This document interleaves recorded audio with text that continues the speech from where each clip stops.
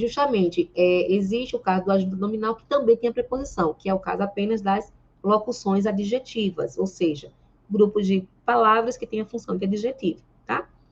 Então, nesse caso aí, isso ocorre quando o adjunto nominal é formado por uma locução adjetiva, que eu disse para vocês agora. Sempre vai ser a preposição de mais o substantivo. Lembrando que essa preposição de, ela pode ser contraída também. O que quer dizer isso, professora? Não vai vir apenas só o de, pode ser o da, pode ser o do, o dos, o das, enfim, tá? Pode haver uma contração também na preposição aí. Vai vir, então, essa preposição mais substantivo. E pode ter, como eu falei para vocês, tendo valor de adjetivo, então vai ser uma locução adjetiva. Então, é o único caso em que pode haver essa dúvida, né? Essa possibilidade de você se confundir, que aquele termo realmente vai ser um adjunto nominal ou se vai ser um complemento nominal, só nessa situação, tá? Então, olha só o caso aí para vocês que vocês perceberem que pode ser, é fácil de confundir mesmo. Nesse primeiro caso, a leitura do aluno foi ótima. Então, nesse caso, nós temos uma adjuntada nominal. Aí eu coloquei valor ativo para vocês verem que mais na frente tem essas características que nós vamos identificar, tá? O que é que diferencia uma coisa da outra? Então, eu coloquei já aí, né? A leitura do aluno foi ótima. Quando eu coloquei valor ativo, o que quer dizer isso? É que nesse caso, esse trechozinho aí dá a ideia de que o aluno, ele age. Quando fala a leitura do aluno, então vai ter esse termozinho vai ter um valor ativo, porque é o aluno que fez a leitura, tá? Pressupõe-se essa ideia, então tem um valor ativo. Se isso acontece, ele é uma adjunta nominal. Já no outro caso, a leitura do texto foi ótima. Já nesse caso, do texto tem um valor passivo. O que quer dizer isso? O texto foi lido, então ele tem um valor passivo. O texto não fez nada, né? Algo foi feito em relação a ele. Então tem valor passivo. Nesse caso, ele é um complemento nominal, tá? Mas perceba se nós não soubéssemos dessa informação, não seria fácil de confundir os dois termos? Colocar só as duas frases assim, não seria fácil de confundir? De entender o que é uma adjunta nominal e um complemento nominal? Ó, ambos estão o quê? Complementando a palavra leitura. Então, assim, né? Fazendo referência à palavra leitura. Ambos são iniciados por preposição. Ambos em seguida são o quê? Em contrapartida, na sequência, nós temos o quê? Mais substantivo, nos dois casos, aluno e texto. E aí? Só muda o quê? É a questão da a semântica, a ideia, né? Que está por trás aí, o valor ativo, valor passivo. Então, tudo isso que a gente vai ter que estar ligado a partir de agora, tá? Vou trazer agora para vocês essas características, esses pormenores, detalhezinhos que fazem a diferença para a gente saber diferenciar uma coisa da outra, tá bom? Até aí, tranquilo, gente? Tranquilo até agora? Vou entender que sim. Vamos lá. Vamos para a próxima. Observe. Então, eu trouxe para vocês aqui o que, quando é que sempre o termo vai ser um adjunto nominal. Então, é sempre adjunto nominal se, olha só, estiver ligado a um substantivo concreto. Então, olha uma característica já para vocês já conseguirem ir identificando os adjuntos adnominais, tá? Estou falando para vocês já as manhas, né? O pulo do gato, para vocês já começarem a ficar assim atentos. Então, se estiver ligado a um substantivo concreto. Por quê, professora? Lembrando que o adjunto nominal, ele não precisa exatamente só estar ligado a um substantivo concreto. Ele também pode estar ligado a um substantivo abstrato. Porém, se for um concreto, então ele sempre só vai ser adjunto nominal. Não tem possibilidade de ser um complemento nominal, certo? Por quê? O complemento nominal, ele apenas vai fazer referência só a substantivo abstrato. Eu não sei se é uma aula que eu já dei essa questão da diferença de substantivo abstrato e substantivo concreto. Mas deixa eu dar bem rapidamente, caso alguém ainda tenha essa dúvida. Um substantivo abstrato, né, aliás, vamos para o concreto. O substantivo concreto, diferente daquele caso que as professoras do primário ensinavam, que é tudo aquilo que eu vejo, toco, pego, é substantivo concreto. Opa, não é bem assim não, tá? Então, assim, substantivo concreto é o nome, né, é o nome do elemento que tem uma existência independente. O que quer dizer isso, Sandra? O que quer dizer isso, professora? Pois, você fala assim, o ventilador quebrou, né? Então, tem o termo ventilador. Independente de qualquer coisa, ventilador é a nomenclatura de um objeto que ele tem uma existência própria, certo? Uma existência independente de qualquer coisa. Eu consigo ter uma visão, né, do que é um ventilador. Eu tenho percepção do que é um ventilador. Qualquer pessoa consegue, ao mencionar a palavra ventilador, já tem em sua mente a imagem visual de ventilador, sim ou não? Do objeto. Tem. Se isso acontece, é porque eu estou diante de um substantivo concreto, né? É o nome do ser, do objeto que tem existência independente. Depende de qualquer coisa, eu sei o que é o ventilador. Tem uma existência independente. Já o substantivo abstrato, não. O substantivo abstrato, ele até tem o quê? Uma existência mais dependente. Como assim, professora? Ele depende de um ser, por exemplo. Basicamente depende do ser humano para poder ser percebido, para poder ser identificado até visualmente. Se eu falar para vocês assim, o calor está maltratando a população. Então, eu digo que se eu falo calor, vocês têm uma imagem visual do que seja calor? Do objeto, disso que eu estou falando? Vocês têm essa ideia do que é calor? Como é que eu reconheceria isso do que eu estou falando, calor? Eu reconheceria isso como? Como eu identifico o calor? Pelo sentido, né? Isso. Tá. Tanto pelo sentido e visualmente. Como é que eu identifico o calor? Vamos deixar de lado um pouquinho a questão do sentido. Mas pelo aí passa. Termômetro, né? Oi? Visualmente, temperatura, termômetro. Mas eu tenho que ter o aparelho. Não é dependente de alguma coisa, sim ou não? Sim. Eu posso ver o termômetrozinho. Ou se eu posso ver o que através de suor em alguém. Eu vejo alguém pingando lá dentro. Eita, aquilo é calor. Tá? Aquela pessoa com calor. Ou então se cai em mim, o suor. É o calor. Então, o calor, no caso, enquanto substantivo, ele só é percebido, tem uma existência, né? Mas através de quê? De algum outro meio. De algum outro meio físico. Ou de uma pessoa. Ou de um objeto, como vocês citaram, o termômetro, que eu vejo assim, tá lá marcando da alta, eu digo, olha só, a temperatura como tá alta, então calor, tá marcando que tá muito calor. Então, assim, perceba que a existência lá é o quê? Dependente. Então, essa é a diferença de substantivo concreto, substantivo abstrato. Então, se eu falo leitura, é um substantivo concreto ou abstrato? Leitura. Abstrato. Abstrato. É o ato de ler. Só sei o que é leitura se eu vejo alguém lendo. Eu digo, fulano fez uma leitura daquele livro, uma leitura daquele trecho, uma leitura do texto. Então, mas ele não tem uma existência, né, independente. Visualmente só sei o que é aquilo se eu relacionar a alguma situação. Então, no caso, o nome das ações também são substantivos abstratos, como leitura, queda, por exemplo, o que mais? Saudade, sono, fome, riqueza, pobreza. Tudo isso é relacionado a essa ideia de abstração. É um substantivo abstrato. Beleza? De qualquer forma, a gente não pega nessas coisas, mas é um conceito muito primário, né, professora? Exato. É porque, assim, restringe muito. Eu sempre, quando eu dou esse assunto, porque, assim, como eu trabalho muito só com a parte de ensino médio e cursinho, aí eu tento, quando eu chego, a galera vem do fundamental muito com essa ideia muito de mito mesmo do fundamental, né? Das tias que falavam, concreto é só aquilo que eu vejo e toco. E né? Tem alguma exceção do concreto? Tem algum exemplo que não seja tocável mesmo? Como? Fiquei nessa dúvida. Porque o substantivo concreto, né? Ela, tudo que você pega, toca. Tem. Mas aí tem algo que não se encaixa? Tem sim. Por exemplo, se você fala a palavra fada. Você já tocou na fada? É um ser humano. É algo real, digamos assim, né? Fantástico. Mas você tem uma imagem visual do que seja, sim ou não? Isso. Até para a questão pictórica, né? Os desenhos e como as pessoas já imaginam que é. Tem até temas das coisinhas de coisa infantil, que tem um desenho de uma fadinha. Você tem uma ideia do que seja uma fada. Né? Entendi. Até a própria ideia também de Deus, as pessoas, Deus, vento, ar, o ar que a gente respira. Você não toca, você não pega, mas ele tem uma existência independente.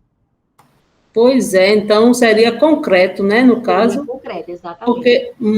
Porque se for partir do pressuposto que você não toca, então vai cair num erro aí, né? Exatamente. E Olha, deixa eu falar com vocês aqui assim, vou até confidenciar vocês uma coisa, porque professor às vezes é malzinho mesmo, né? Então, eu já fiz tanta aluna errar nessas pegadinhas em prova. E não tem uma vez que eu coloque que eu não consigo pegar metade da turma nessa questão de classificação de substantivo. Não tem uma vez que eu não consiga pegar. Eu sempre coloco assim, por exemplo, substantivo classifique, são casos substantivos concretos, exceto, aí eu coloco lá os exemplos lá tudinho, aí eu coloco, por exemplo, pronto, eu boto vento, ar, aqui já sabe porque acha que não vê, não toca, aí já sabe que é abstrato, aí é a pegadinha, né, porque é concreto. Aí sempre eu consigo pegar aluno nisso. E eu explico sempre antes, né, lógico. Mas, assim, é muito comum mesmo haver essas pegarias em cima dessas curiosidades, digamos assim, né? Essas ideias, como você falou, essas exceções na questão do entendimento do assunto. Porque ele não pode ser guiado pela generalização, né? Quando a gente vai trabalhar o assunto, você generaliza. Então, você tem que analisar os casos. Muitas questões são mais de cunho semântico também, tem que analisar o sentido. Enfim, tudo isso faz parte, minha gente. E as bancas com as quais nós lidamos são terríveis e vão em cima disso mesmo, para pegar a gente nos pormenores. Professora, eu vou sair 2 minutos e volto já, tá? Beleza, a gente vai estar dando continuidade aqui, tá bom, meu amor? Mas no mesmo assunto aí. Então, vamos lá. Continuando. Então, nesse caso aqui, então, quando estiver ligado a um substantivo concreto, então, sempre não tem margem, né, para ser um complemento nominal. Vai ser sempre adjunto adnominal, tá? Quando for ligado a um substantivo concreto, como é o caso aqui. Água da chuva. Então, da chuva vai ser adjunto adnominal, porque está ligado ao nome, o quê? A um substantivo concreto, que é água. Cama de madeira. Então, de madeira, adjunto adnominal, relacionado ao substantivo cama, que é concreto. Brinco de ouro. Então, de ouro, adjunto nominal relacionado ao substantivo brinco. Então, todos são concretos. Então, o termo que está após ele, ligado pela preposição, tá? Sempre vai ser adjunto nominal. Nunca complemento nominal. Beleza? Vamos lá. Outro caso. Aquele é o único caso que é sempre adjunto nominal, tá? Aqui agora é o caso que é sempre complemento nominal. Sempre vai ser complemento nominal se, primeiro caso, estiver ligado a um adjetivo, como é o caso aqui. Estive consciente dos riscos. Então, a palavra consciente não é substantivo. Então, se é um adjetivo, então de cara já vai ser complemento nominal. Porque lembrando, tá? O adjunto adnominal, ele só se relaciona com substantivo, só com substantivo. Pode ser ele concreto ou abstrato, certo? Então, dos dois pode ser. Agora, o complemento nominal, não. Ele se relaciona. O que é considerado nome em língua portuguesa? Substantivo, adjetivo e advérbio. Essas três classes gramaticais de palavras são sempre consideradas nomes na língua portuguesa. Tudo que você vê relacionado, não sei o que é nominal, não sei o que é nominal. Então, pode se relacionar com substantivo, adjetivo ou advérbio, certo? Então, olha só. Então, se o termo, né, no caso, a expressão aí, no caso, a preposição, mas o termozinho relacionado a esse nome. Se esse nome for um adjetivo, já dispensa a ideia de adjunta nominal, já não pode ser. Só pode ser um complemento nominal, tá? Como é o caso aí. Consciente dos riscos. A palavra consciente é um adjetivo. Então, dos riscos é um complemento nominal. Orgulhoso de vocês. Então, esse de vocês é um complemento nominal, porque está relacionando a palavra orgulhoso, que é adjetivo. Beleza? Outro caso também que é sempre um complemento nominal. Se estiver ligado a um advérbio, aquele que eu falei para vocês. Os complementos nominais, eles se relacionam a substantivos, adjetivos e advérbios. Então, se for relacionado a um adjetivo ou advérbio, já descarta a possibilidade de adjunta nominal, já não pode ser. O adjunta nominal só se relaciona com substantivo, tá? Então, o complemento nominal se relaciona com substantivo, adjetivo e advérbio. Então, se for um adjetivo ou advérbio, já dispensa aí a questão do adjunta nominal. Só pode ser complemento nominal, tá? Como o caso aí, longe de confusões. Longe, advérbio de lugar, né? Então, longe de confusões. Então, de confusões, complemento nominal. independentemente de tudo. Independentemente é um advérbio de modo, né? Então, nesse caso, de tudo, vai ser um complemento nominal. Está complementando um advérbio independentemente. Beleza? E também vai ser sempre um complemento nominal se for usada qualquer outra preposição, que não a preposição de, né? Como as preposições a, por, em. Se essas forem utilizadas, também já não nem considere mais adjunta nominal. Porque a adjunta nominal só vai ser usada a preposição de, ou ela contraída, né? De, do, da, dos, das, sempre essas preposições. Então, por exemplo, respeito por eles. Então, respeito é substantivo abstrato. Por eles, então, por eles, complemento nominal. Jamais vai ser adjunta nominal, porque não está iniciado pela preposição de. Essencial para todos. Essencial, nós temos aí um adjetivo. Então, adjetivo está sendo complementado por para todos. Para todos, complemento nominal. Tá? Está sendo iniciado pela preposição como. Não é de, então já não pode ser considerado, cogitada a possibilidade de ser uma adjunta nominal, tá?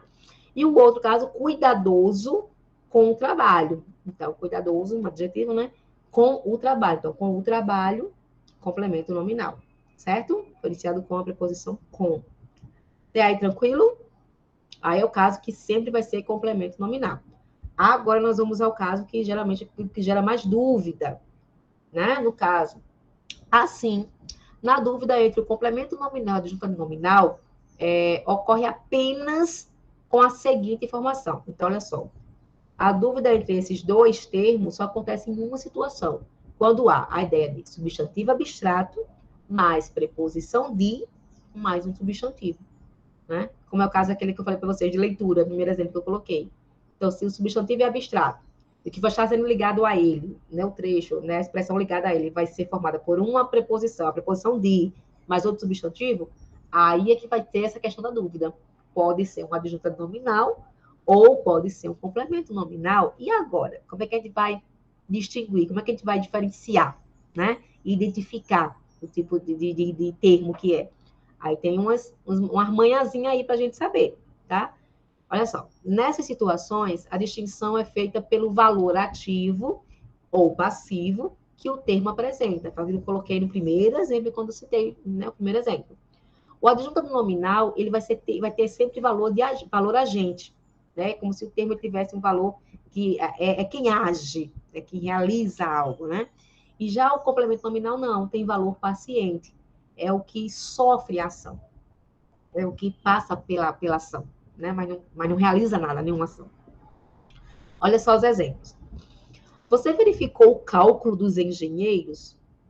Beleza, veja que esse caso aí. Você verificou o cálculo dos engenheiros? Então, esse dos engenheiros subtende-se. Se o cálculo for dos engenheiros, então foram os engenheiros que fizeram o cálculo, que calcularam. Então, esse dos engenheiros tem um valor agente. Foi eles que realizaram o feito, né, a ação. O segundo exemplo. O medo da população é inevitável. Então, o da população é o valor agente. Você fala o medo da população, o quê? A população é que está temendo, é que está, digamos assim, dando a ideia de que está tendo medo de algo, está revelando esse medo. Então, nesse caso, o valor agente, né, o valor ativo, a gente pode falar assim também, valor ativo e valor passivo, pode também relacionar essa ideia, essa nomenclatura, dá certo do mesmo jeitinho. Aí, quando isso acontece, nós temos o adjunto adnominal, certo? Se o trechozinho lá tiver esse valor agente, né, ou esse valor ativo, adjunto adnominal. O medo da... outros exemplos, desculpa. Você verificou o cálculo das taxas? Perceba que é a mesma coisa ali, cálculo, né? Do primeiro exemplo e do segundo. Mas quando eu falo das taxas, tem valor paciente, porque foram calculadas essas taxas. As taxas calcularam alguma coisa? Não tem valor ativo nenhum, tá? Já não. Pelo contrário, as taxas passaram, que sofreram essa ação, né? As taxas foram calculadas. Então, nesse caso, valor paciente. Se é valor paciente, complemento nominal, beleza? O medo da doença é inevitável. Obrigada. O medo da doença é inevitável.